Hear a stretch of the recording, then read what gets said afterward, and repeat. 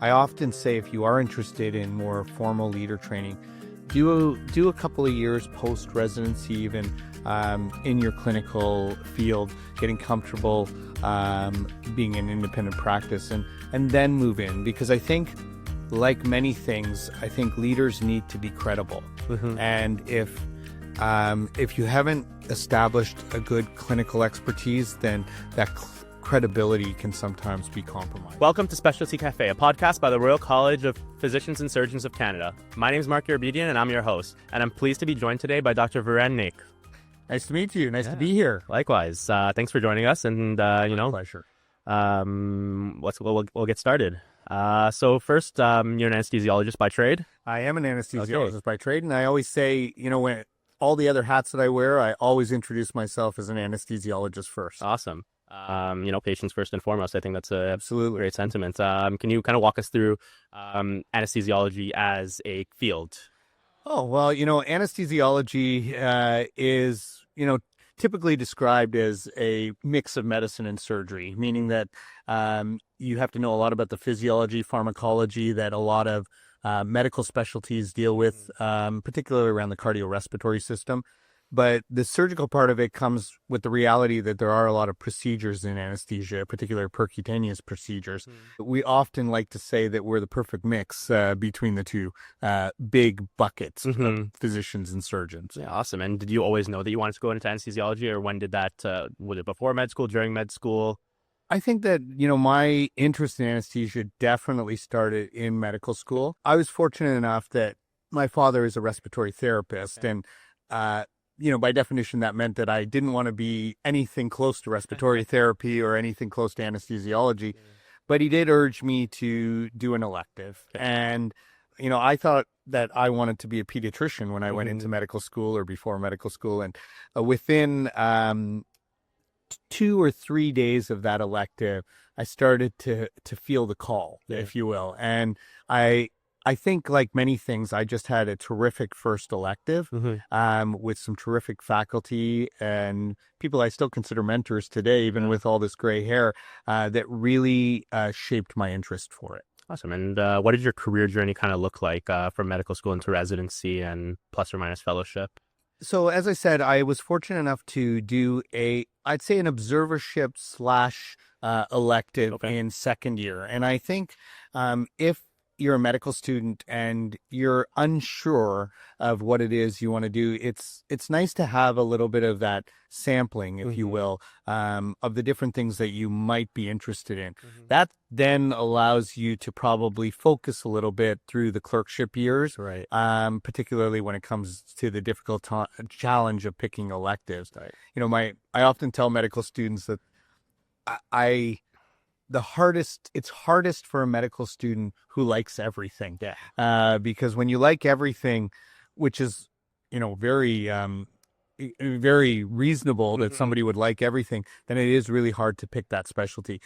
I think the nice thing about sampling and then doing those electives is, one, it reaffirms that this is maybe the specialty of choice for you. And when I say specialty, that includes family medicine. Of course. Or those electives actually prove to you that, you know what, I thought this is what I was interested in, but I've changed my mind. Yeah. Fair enough. Awesome. So presumably you see a lot of med students kind of rotate through. I do. And are there any patterns that you see in students that stand out, or students that consistently match to anesthesiology, for example? Anesthesiology is a little different when you come for an elective or you come for an observership than some of the other specialties. And the fact that, not a lot of the curriculum is focused specifically on anesthesia, particularly, around the gas machine and around some of the medications that, you wouldn't see commonly in your curriculum.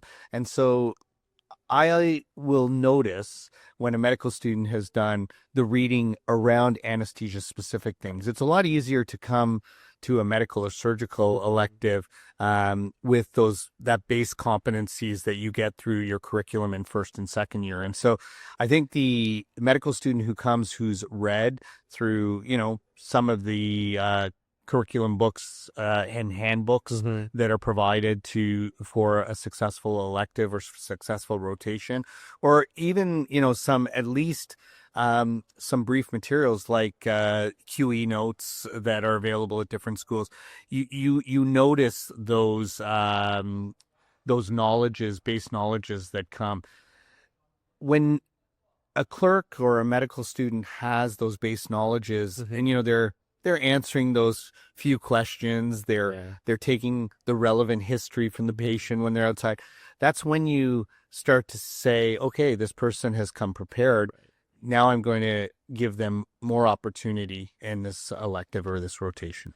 I think something that makes med students a little bit uneasy about going into anesthesiology, at least for me when I went into my rotation, was the amount of procedures, intubating, art lines, different blocks. Is there any way that students can kind of get prepared for procedures and the technical skills that they might need? Well, I'm going to declare my bias, given that I had a lot of experience and history in the area of medical simulation, but time in simulation can really help with that. I mean, a lot of it is just getting used to simple things like gloving, the feel of some of the percutaneous needles and other devices we use, and all of that comfort can be got in a simulator.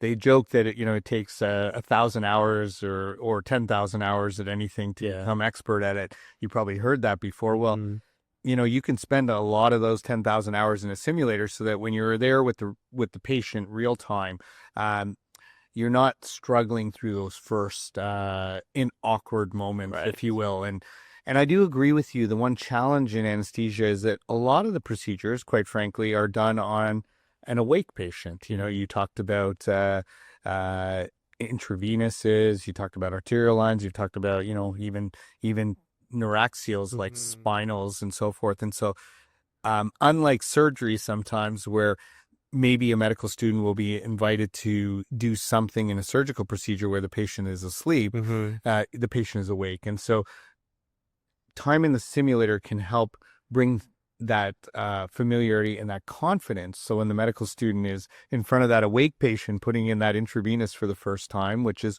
often a skill we want to see in the rotation, they themselves can feel a little bit more comfortable in that moment. Something that's very prevalent in Quebec is the respiratory therapist. Can you describe the relationship between a respiratory therapist and anesthesiologist in terms of the clinical setting? So is it a 1-to-1 ratio? So the anesthesia care team in Quebec is a unique model where there is a 1-to-1 ratio across Quebec in many ways. You don't see that model in the rest of Canada. You do have anesthesia assistants or respiratory therapists who assist in the operating room, but not in a 1-to-1 ratio. Now, having said that, I will say that anesthesia assistants and respiratory therapists are a vital part of our team. And in fact, as we move into probable shortage in the specialty across Canada, which we have demonstrable evidence is here, if not deepening, given our growing population, our aging anesthesiology workforce. We need to think about delivery in terms of care teams, where there is the opportunity to work with anesthesia assistants and respiratory therapists. Our shortage was so prominent in Ottawa, where I live and work, that I actually had retired from anesthesiology for my leadership role. But about a year and a half ago, I actually was asked if I could provide some service back as we were canceling operating rooms because of lack of anesthesia. That situation has improved. But the reality is it's approved in Ottawa, but it continues to exist in many parts of Canada. Fair enough. Okay, that's really eye-opening. Can you describe kind of your typical practice settings when you were or when you were still practicing this? Well, I've been fortunate to practice in many different settings. So my career, I did medical school in the University of Toronto and residency in Toronto, and then I went on staff in Toronto at St. Michael's Hospital at U of T. So yes, I have moved now to Ottawa in 2009, but I still wear my Toronto Maple Leafs jersey in private. But in Toronto, certainly I had an academic focus around education, and that has brought much fulfillment to my career in terms of scholarship and in terms of, teaching and learning of both medical students, residents, and fellows. But clinically, I think the reality, much like many specialties, is that scope of practice does narrow. People do become more focused in the clinical care that they're delivering, depending on the hospital that they are working at. So, for example, in Toronto, most of the pediatric care is obviously done at Sick Kids and some other community hospitals around Toronto. So my pediatric anesthesiology competencies are something that I never used, and I would argue now are probably non-existent. At St. Michael's Hospital, there was a cardiac program. I did cardiac anesthesiology for a number of years, but I did enjoy, because I know there are some specific heart institutes, having the breadth of other practice in anesthesia, including obstetrics, including neurosurgery, including all of the other subspecialties in surgery. Moving to Ottawa, I gave up doing cardiac anesthesiology so I could focus on leadership things. And now, in fairness, given that my clinical practice is less than my administrative practice, I do focus mainly on ambulatory anesthesia. Awesome. I think a common myth about anesthesia, and particularly early on in med school, is that they only work in the OR. Can you kind of speak to that? And yeah, I think that is a big myth, if you will. There are so many opportunities for anesthesiology outside of the operating room. The most obvious examples are perioperative medicine, meaning the care both before surgery and after surgery that is sometimes delegated. Critical care is often a subspecialty that is accessed or through anesthesiology, usually after residency. So some people avail themselves of doing that. And then the other big probably subspecialty is that of pain and chronic pain, both acute and chronic. Some acute pain is part of the curriculum in anesthesia, but chronic pain would be a fellowship usually after your anesthesia training. So there's many opportunities. I'll also just add, and again, I know we will be getting into this when administration and leadership is one of the benefits of anesthesiology and exploring these out of operating room opportunities is that, yes, our clinical care and work is intense when we're in the operating room, from when we check in to when we drop that last patient off in the recovery room. But at that point, there's usually not any carryover per se, unless, there's been something acute that's happened in the case. And so it does provide the opportunity and the ventilation, to use an anesthesia term, to allow you to explore these other things. And so there's opportunities to not necessarily work 5 days a week in the operating room or outside the operating room. And so it does give the opportunities for things like research, teaching, and leadership and administration when you don't have conflicting clinical duties. Right. Okay.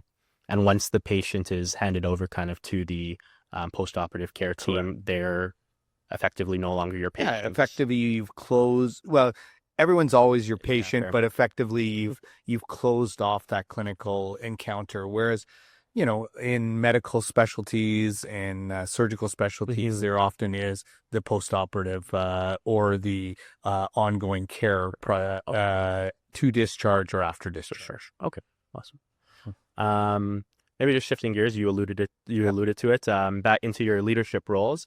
So you're currently the CEO of the Medical Council of Canada. I am. Yeah. So how did that come about? How did you get involved with the MCC? And I'm sure I've done some research, and I saw that you've had some prior roles with the Royal College. Can you discuss your leadership journey a bit? Yeah. So I think that leadership journeys are interesting because I think less so than, clinical expertise where you can plan and decide what you're doing and maybe have aspirations. I think leadership journeys sometimes are like the Forrest Gump opening of the chocolate box. You're not really sure what you're going to get. And, as mentioned before, like I had a journey through medical education, particularly in simulation, and it was that's caused or resulted in my recruitment to Mhm. Ottawa to build a big simulation center. And I was very proud to do that. And that was in my wheelhouse as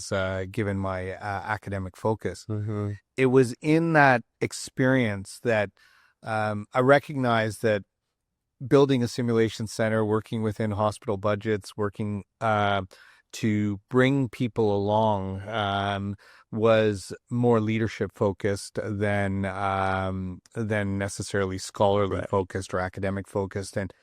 And I think the TSN turning point, for lack of a better term, was when the hospital CEO, the Ottawa Hospital, Mhm. approached me and suggested that I should be considering leadership.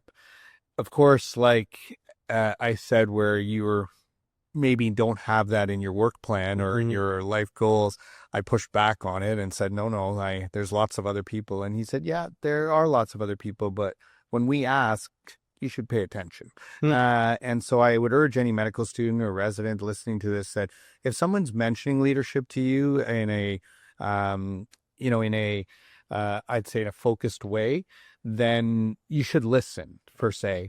And so it was at that point that he and the Ottawa Hospital invested in my master's in business administration. Right. And that was an interesting 2-year journey. I will tell you that I at times didn't know if I was learning anything. The learning probably is less tangible than it might be in clinical learning. But then I would be in meetings and people would say, you talk different and you dissect problems differently and you put things together differently. And I always say, maybe I've drunk the Kool-Aid of formal training in leadership or the MBA, but I feel it was almost like the Karate Kid that I didn't know I was learning anything, but Mhm. I was learning to wax on and wax off, and Yeah. I was learning some of those competencies that were going to serve me. And following that, I went into I guess I'll say deep dark side of the force of hospital administration Yeah. for 2 or 3 years and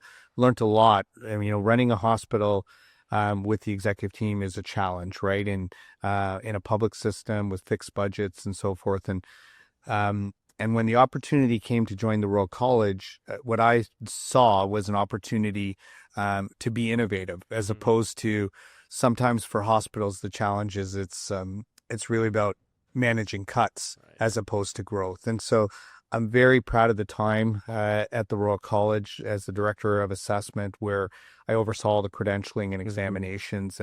And I'd like to say, with an incredible assessment team, saw us through COVID and the challenges of examinations during that.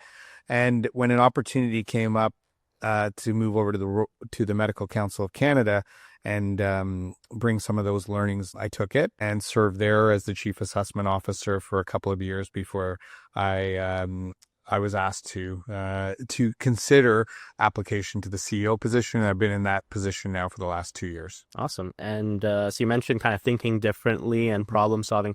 How much of that in leadership do you attribute to your training in anesthesiology and your problem solving there? It's very good. It's a very good point. I think, I'm going to sound like I'm definitely waving the pom poms of anesthesiology, but I think we are the unsung heroes of the operating room. Often, quietly reserved in the background. But the reality is, in an operating room, you have a lot of team competencies that are required to get a patient through. And so some of that transactional leadership, I'll say, which is self-leadership, team leadership, is demonstrable every day in the operating room.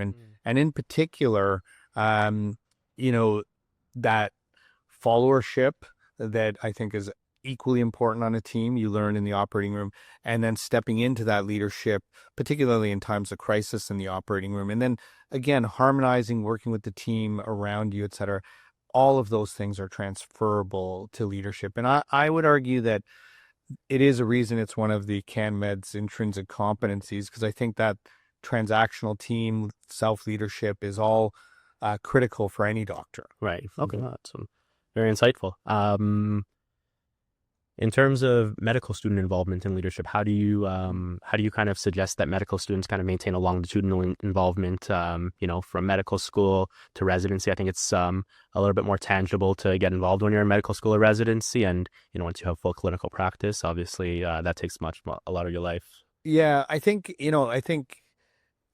say one thing. I say if you look at the CanMed's roles, the intrinsic competency is leader. Mm-hmm. I think there is a difference between the word leader and the word leadership. And it's subtle, but it's important. I think every physician needs leadership competencies.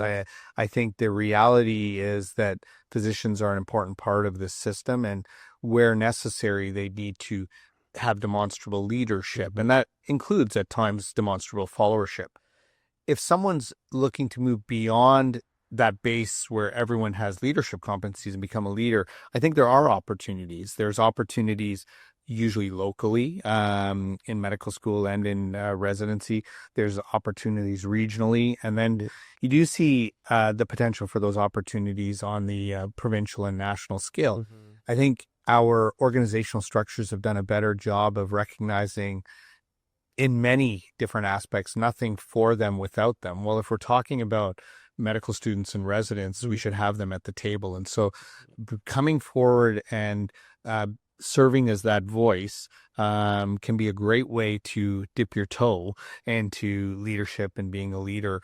And while I say that I've drank the Kool-Aid around formal leader training, I think that a lot can be gained from that informal training, or even the hidden curriculum of seeing some of that in action, if you will.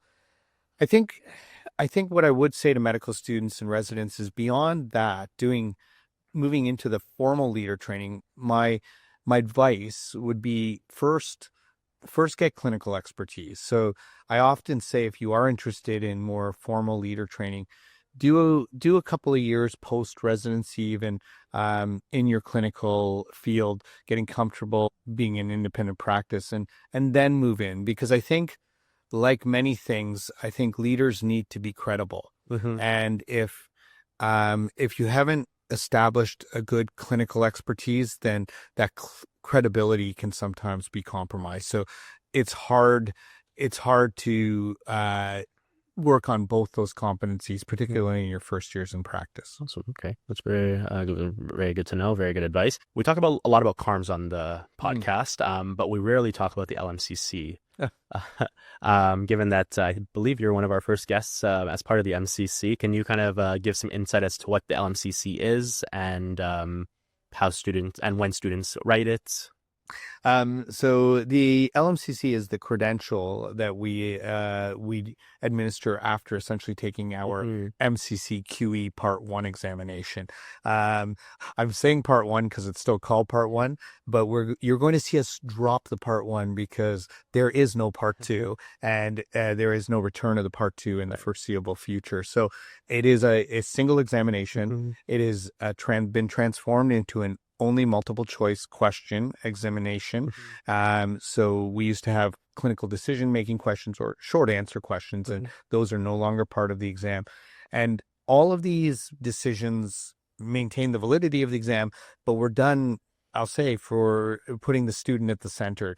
We had one of the longest exams in the world at 9.5 to 10 hours. And now with the removal of that component, moving to a MCQ exam, we're now reflective of most of these examinations globally at 6 hours. It's 200 plus questions, and they are still very clinically decision-making relevant, usually through a clinical STEM and then questions that are asked afterwards. The QE examination is usually taken in the final year of medical school. And we do offer the examination 4 times a year, over 100 days of the calendar year. So there's lots of opportunities in that last year. Having said that, we know that best success on the examination is when you've consolidated your learning through clinical rotations and other things. And so we most often see students signing up to take this examination usually after CARMs and usually prior to graduation, when they've had all of their second to last or last year clinical rotations, so that they can really tap not only into the whatever studying they've done around this, but also so they can tap into the clinical experiences that they've had to be successful at the exam. I think for most med students, besides the LMCC, the MCCQE, where the kind of background behind the MCC is a little bit of a mystery. Can you speak to some of the other operations that the MCC runs? Yeah, that's a great question. I think that I'm going to be honest with you and say that before I was recruited to the MCC, I too only knew that it was an exam that I didn't like very much at the end of medical school, but knew it was important.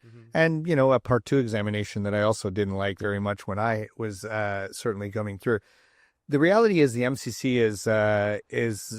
does much more than that. The most important things that we do is the service to our international medical graduates and internationally trained physicians. In fact, we see them in a ratio of almost 3 to 4 times that of our Canadian medical graduates. Now, we're not certainly abdicating any role in the Canadian medical system and the QE examination and the blueprint of our exam, which can also inform curriculum in the Canadian system. But you will see in more recent days that you'll see us be more explicit about our role about international medical graduates and trained physicians. That includes the credential validation that we do in source verification to make sure that you have actually graduated from a medical school. Again, speaking well of our profession, our incidence of fraudulence is low, but it's not non-existent. And so that's an important check and balance in the system. Beyond that, we do assessments like the exam that you're talking about, as well as an OSCE examination and another exam more focused for international medical graduates, as well as now starting a program of assessment that also helps with workplace-based assessment through practice-ready programs that is critical. We're also heavily involved in the National Registry of Physicians, the NRP. And the NRP is going to be a single source of truth for licensure of physicians in Canada. Now, licensure will continue to remain at the provincial level because that's how it has been articulated in the Canada Health Act, that health is jurisdictionally regulated. But we hope that the NRP will facilitate movement between provinces that is with greater ease, and importantly, provide the necessary data so that we can do the HHR planning that we need to do so that we don't end up in what I would argue is currently a crisis in physician shortage in Canada. So that's kind of speaking to kind of a national licensure. I don't think we'd have a national license, but I think what we'll have is multi-jurisdictional recognition, so that if you have a province in one license and that you're in good standing, that you can quickly obtain a license in another province. And we have a working pilot across the Atlantic region where all of the maritime provinces have that multi-jurisdictional recognition, and it's proven to be quite successful. Awesome. Well, Dr. Naik, that takes us to the end of our interview. Absolutely. Thank you so much for joining us and, providing us the insight on both anesthesiology and leadership in medicine. It was absolutely my pleasure. I wish all of the medical students on this well and great luck and success in CARMS and their residency and their future career. And similar to the residents, look forward to calling you all colleagues one day. Awesome. Very much appreciated. Thanks, Dr. Naik. My pleasure. Once again, that's it for our Specialty Café episode. Don't forget, if you're part of a Royal College affiliated residency, it's free to sign up and there are loads of benefits.